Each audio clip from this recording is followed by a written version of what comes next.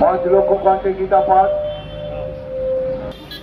তাদের অনুরোধ করছি তারা তাদের পথ নির্দেশিকার জন্য আমরা এখানে বসে আছি। এছাড়াও যারা সদ্য হাওড়া স্টেশনে নামলেন তাদেরকেও জানাই 5 লক্ষ কণ্ঠে গীতা পাঠ এক ঐতিহাসিক জনসমাবেশ, এক হিন্দু সম্মেলন। শুধু তাই নয়, ধর্ম বর্ণ নির্বিশেষে সবাইকে আহ্বান জানানো হয়েছে। ভারতবর্ষের বিভিন্ন জায়গা থেকে সাধু সন্ত মহারাজরা সেখানে সৎসঙ্গ শুনে সমৃদ্ধ হবেন। এছাড়া আজকে সকালবেলা নতুন দিগন্ত ভারতবর্ষকে বঙ্গ গীতা পাঠে উপস্থিত হন আজ ব্রিগেড ময়দানে।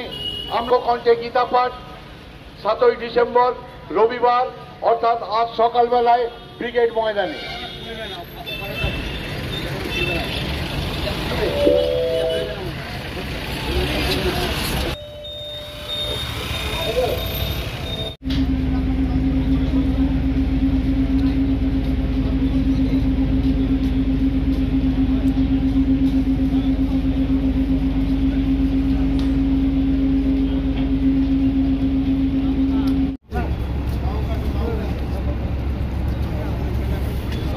সমস্যা কিছু আসছি সমস্যা নেই। হ্যাঁ আমার লেট হয়, আমি তো 9টায় ঢুকবো বলেছিলাম।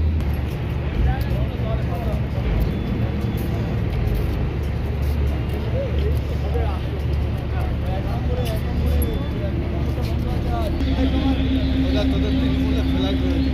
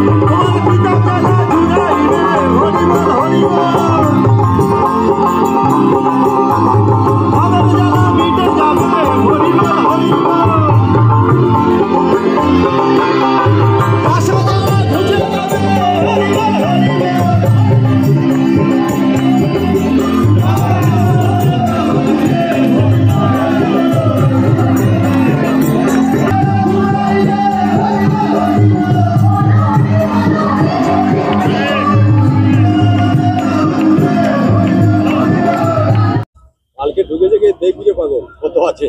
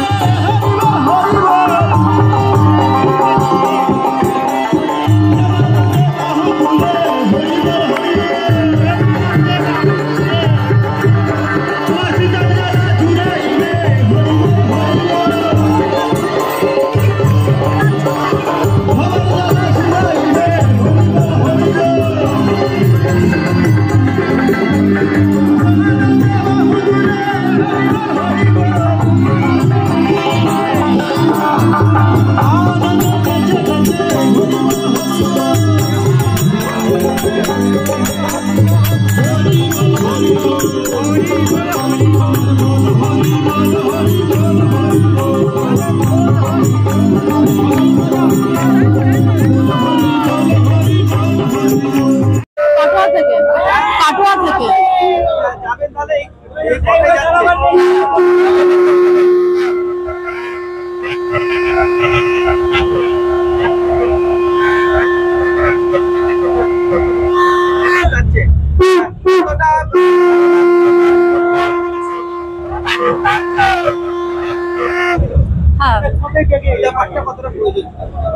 গীতা পাঠটা 100% প্রয়োজন, প্রত্যেকটা মানুষের জন্য এটা খুবই জরুরি। গীতা পাঠটা মানে আমাদের হিন্দু ধর্মে, সনাতন ধর্মের যে কতটা মানে সেটা সবার জানা দরকার। না, আমার সাথে দাদা বৌদি আছে, আমার বৌদি আছে, দাদা আছে।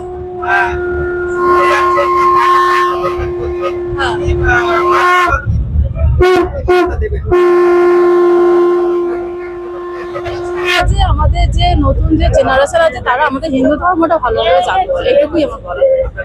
আমার নাম মিতা দত্ত। মিতা দত্ত।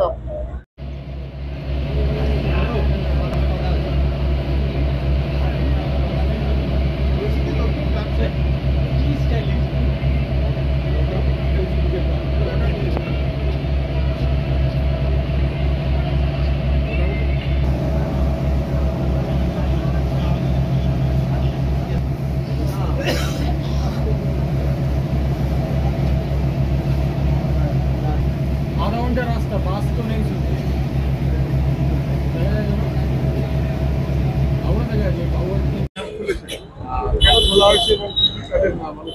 দেখুন, ক্যাম্প খোলা হয়েছে মানুষের সাহায্যার্থে, তাদের দিক নির্দেশিকা দেওয়ার জন্য। বিভিন্ন জায়গা থেকে, গ্রামগঞ্জ থেকে, বহু দূর দূর থেকে লোকের ট্রেন থেকে নামছে আমাদের। এছাড়া যেখানে বাইরে থেকে প্রচুর লোক আসছে সে কথা ছেড়ে দিন, হাওড়া স্টেশনে বসেছি শুধু সেই জন্যই যাতে তাদেরকে আমরা ঠিকমতো বুঝিয়ে দিতে পারি। এবং আমাদের এখানে কালকে বিকেল থেকে আমরা বসেছি, সারা রাত আমাদের লোক এরকমভাবেই বসেছিল, কিন্তু সারা রাত সে একটা টিম ছিল। আবার সকালবেলা আমরা জয়েন করেছি, খুব ভালো সাড়া পাচ্ছি, ভীষণ ভালো সাড়া পাচ্ছি, কোনো বানিয়ে বলার জন্য নয়। প্রচণ্ড ভালো সাড়া, প্রচুর মানুষ যাচ্ছে এবং মানুষ নিজের উদ্যোগে যাচ্ছে। এবং সেখানে আপনি দেখতে পাবেন মহিলা, তার সাথে সাথে তাদের ছেলেমেয়েরা, সবাই পুরো পরিবার যাচ্ছে একেবারে। আমার নাম বরুণ কুমার বারিদার, আমি প্রাক্তন নৌসেনা।